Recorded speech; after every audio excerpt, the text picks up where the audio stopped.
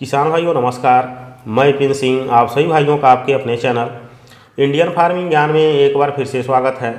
किसान भाइयों, धान के फसल की अच्छी ग्रोथ एवं अधिक पैदावारी के लिए रासायनिक खाद का प्रयोग करना भी बहुत ज़रूरी होता है। रासायनिक खाद के रूप में किसान DAP, NPK 12-32-16, potash, urea, zinc, sulphur, magnesium, ferrous sulphate, boron, calcium आदि का इस्तेमाल करते हैं।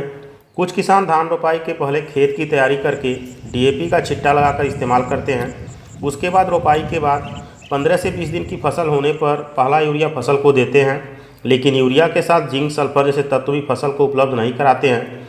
उसके बाद जब फसल 30 से 35 दिन की होती है तो फिर दूसरी बार फसल को यूरिया उपलब्ध कराते हैं।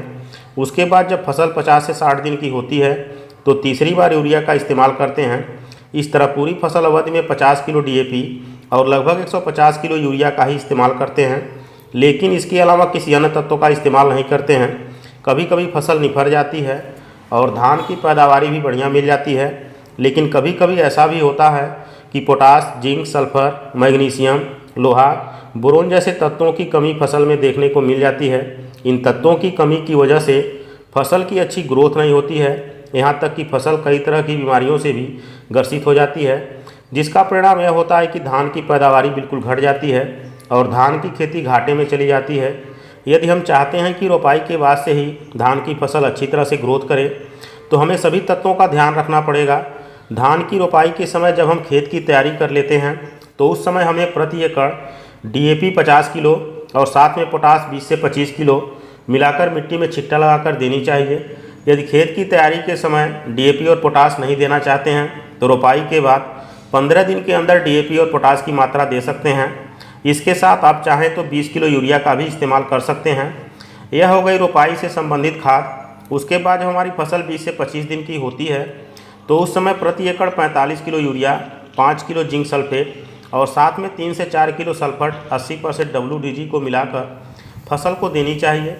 उसके बाद जब हमारी धान की फसल 40 से 45 दिन की हो तो उस समय 30 से 35 kilo urea, 20 kilo potash, 6 kilo ferrous sulphate और साथ में 1 किलो बोरोन मिलाकर फसल को देनी चाहिए। इस तरह यदि हम सभी तत्वों की पूर्ति करते हैं तो फसल हमारी अच्छे से ग्रोथ करती है, पौधे से अधिक कलों का फुटाव भी होता है और फसल स्वस्थ होने के कारण पूरी तरह से निरोगी रहती है, जिससे आगामी समय में धान की बढ़िया पैदावारी भी मिलती है। 20 से 25 दिन पर जिंक का प्रयोग करने से खैरा जैसी गंभीर बीमारी का भी प्रकोप नहीं होता है। यूरिया की कार्यक्षमता को बढ़ाता है, फसल को हरा एवं लंबाई को बढ़ाता है। सल्फर भी पत्तियों को हरा करता है, फफूंद जन्य बीमारियों से फसल की रक्षा करता है और पैदावारी में वृद्धि करता है।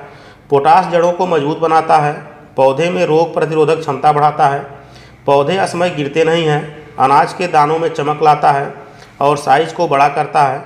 धान के बाली की साइज को भी बड़ा करता है। किसान भाइयों, DAP, यूरिया के अलावा पोटास, सल्फर, जिंक, लोहा, मैग्नीशियम, बोरोन आदि को भी धान की फसल के लिए विशेष महत्व दें, तभी आपकी धान की फसल पूरी तरह से स्वस्थ होकर ग्रोथ करेगी और आगामी समय में धान की गुणवत्ता युक्त अधिक पैदावारी भी मिलेगी।